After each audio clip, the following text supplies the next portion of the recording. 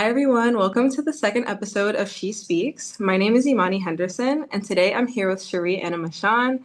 She is currently studying public policy at Cornell, and she's also the founder of Her Rising.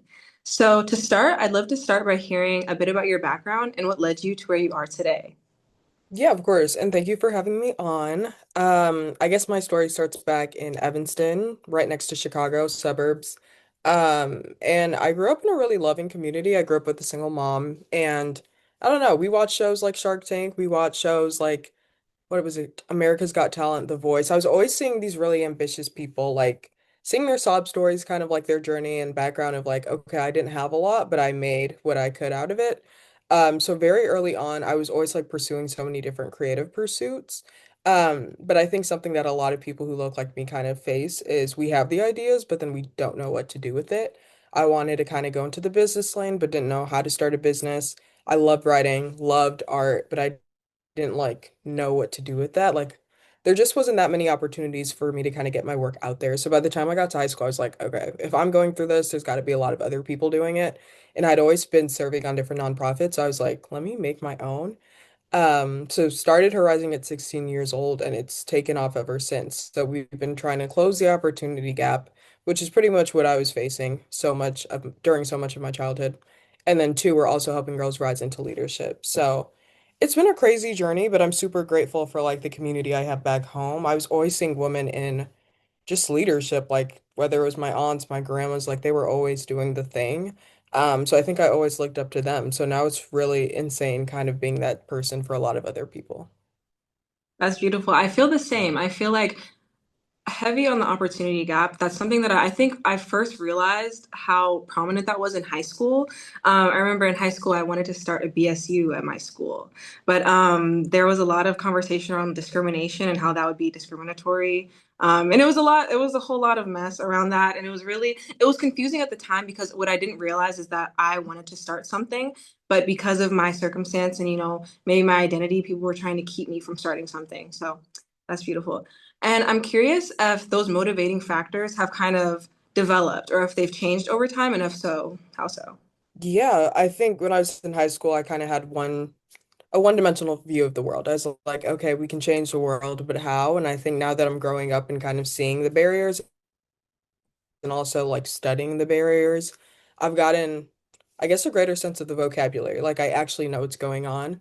So I think something that has changed is us kind of leaning into policy and politics. That was not something I was ever thinking about when I was in middle school and high school. I definitely didn't see that for myself, let alone getting girls into that space. So I would say that's I guess, way that Horizon has evolved. Because it's one thing to want women in power, but then it's like, okay, we need women everywhere, but in politics especially, because politics is where a lot of decisions are being made. So I definitely want more women at that table. So I would say that's how Horizon has shifted. In the beginning, it was just like we need more women becoming doctors, lawyers, bankers, like every field. And I still believe that 100%, but I think right now we're focusing more on politics.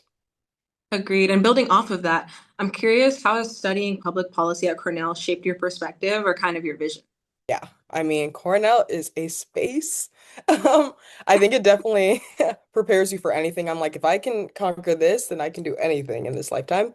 But to your question, studying public policy, I think it shaped my perspective because one, you're kind of looking at the data. So I'm in this class called Controversies and Inequality, and like literally the whole semester, we've just been debunking a lot of myths that are super popular, whether it's like looking at the rags to riches kind of narrative or looking at what would happen if we tax the rich? And it's been really cool, like getting to dissect all of these things and see if, hey, this has truth to it or not. And I think that language has allowed me to kind of um, teach more girls like the truth and also encourage more girls to like seek out the truth and not just look at the surface. Also, too, studying public policy at Cornell has opened a lot of doors, I think, career-wise. When I chose it, I thought the only thing you could do is like run for office, but I'm realizing there's so many jobs. You can work at a company and do policy. You can be a consultant and like give people different recommendations for their business. So, studying public policy at Cornell has definitely opened a lot of doors and opened my eyes. I think that's probably the biggest thing. Mm. And do you wish that there's anything that somebody maybe told you before you chose this career direction?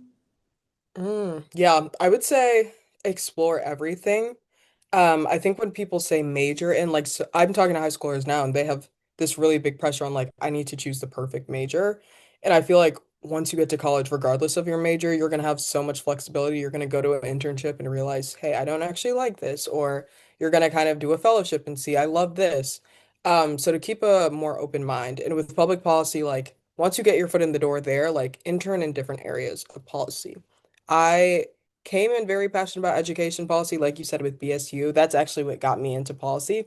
But then when I got here, I was like, whoa, there's tech policy, there's healthcare policy, and all of them intersect in some kind of way, but they won't take you to they'll take you to different spaces. So I would tell someone who's like picking that major, keep an open mind and also explore every area. Even if you think you found your sweet spot, there might be 10 other sweet spots you haven't seen. And speaking to like, I know you just mentioned internships. I know you did a recent global affairs internship with OpenAI. So I'm curious kind of how that shaped the way that you look at leadership, technology, and policy, and kind of how those things intersect. Yeah, for sure. I mean, interning at OpenAI is something I never thought I'd be able to say. It was one of the first internships of its kind, which was super cool.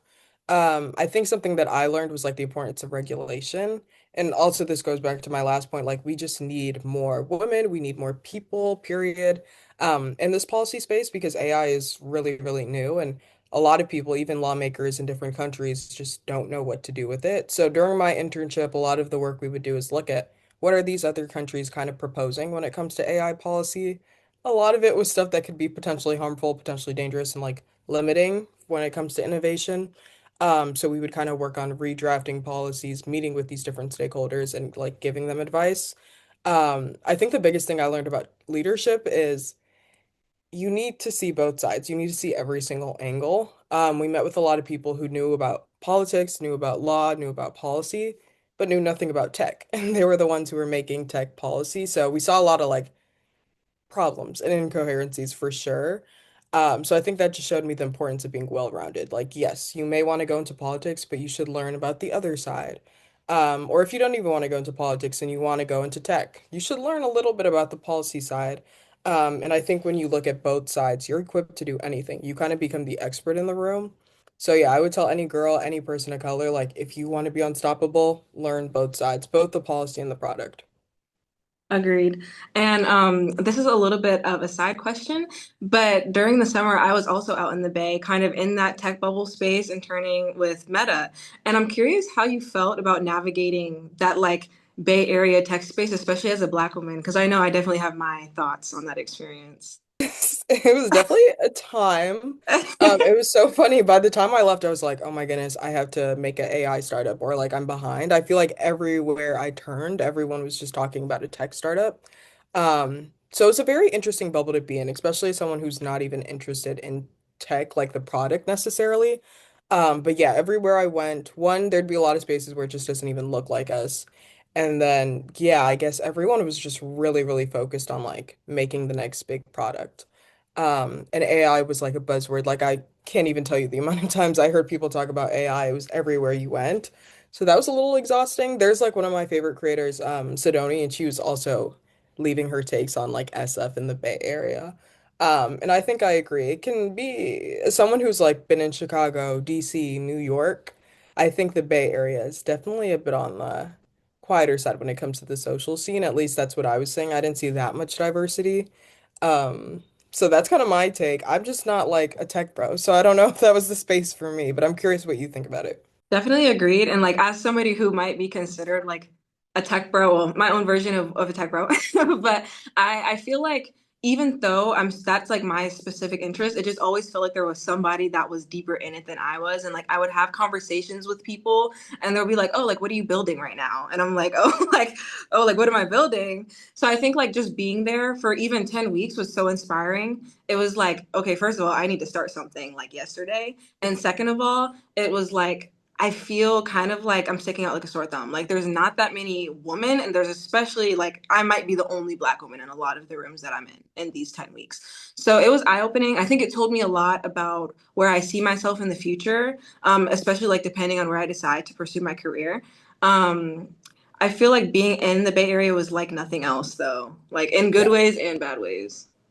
Yeah, it's very unique. Like I still can't even wrap my head around it, especially like interning in DC. Like DC's very heavy on the politics side and then coming to the Bay Area where it's like we're not talking about politics. We're talking about what we're Nobody wants. building. But I guess it was also super cool, like you said, just that entrepreneurial drive. I don't think you see that in Mhm. other places. Maybe New York City for sure, but Yeah. in the Bay Area, like 13-year-olds are talking about their AI products. So I Yeah. was definitely inspired.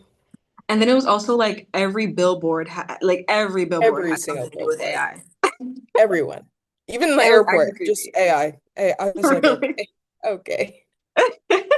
And then, okay, I guess pivoting a little bit, I'm curious, if you had to give a piece of advice to your younger self, like knowing what you know now, what do you think it would be? Oof, so many things. I think something that I'm kind of reminding myself of now is even just to stop rushing, which is hard for me. I feel like when I was a child, I was always rushing to the next thing.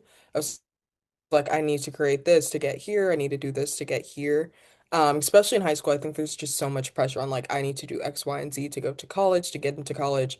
I know for me, like I was really worried about like getting scholarships and the cost of college. And I was like, okay, I just need to get done with high school. I can't wait to go to college. And then you get to college and it's like, oh my goodness, I can't wait to get out. But then it's like, girl, get out to do what? Like to go into the workforce. And there's always something that you're chasing. So I think I would tell her to like slow down. It's okay to slow down. Um, yeah, and I think a lot of the things I was so anxious about, like you have it. And I love this quote, and it's like you think about it so much or you're worried about it so much because your future self has it. I think I would tell my younger self that as well because there's so many things that I dreamed of, thought was out of reach, and it's like, girl, you have it now. Like it's actually okay. So I would tell her not to worry that much. Like time, if you put in the effort, if you're consistent and you're disciplined, like time will show it. Like time will tell. So those are the two things I would tell my younger self.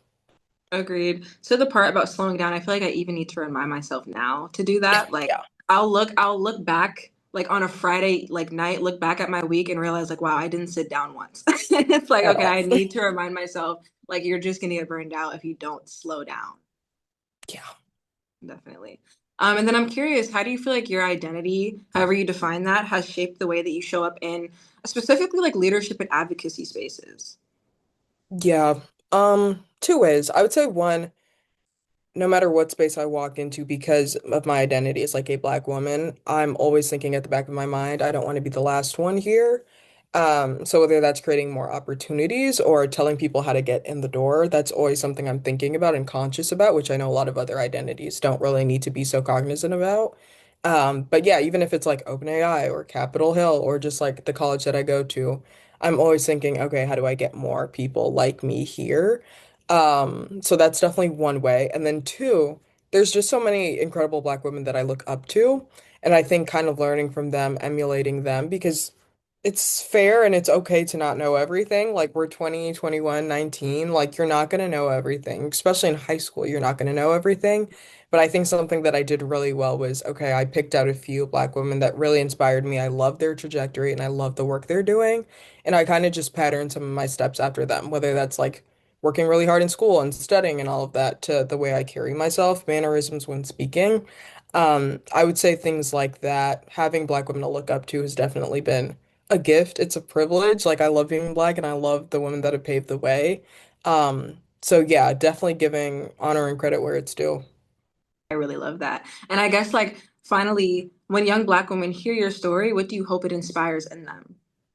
Yeah, I hope when young black women hear my story that they realize you can literally start at any single time. I think when people hear that, okay, I created a nonprofit when I was in high school, they're like, whoa, they're a little intimidated. But it's like, first of all, you don't have to do that in high school. But if you have the idea, nothing is stopping you. I started my nonprofit and didn't even know like the ins and outs of a nonprofit, but I learned along the way.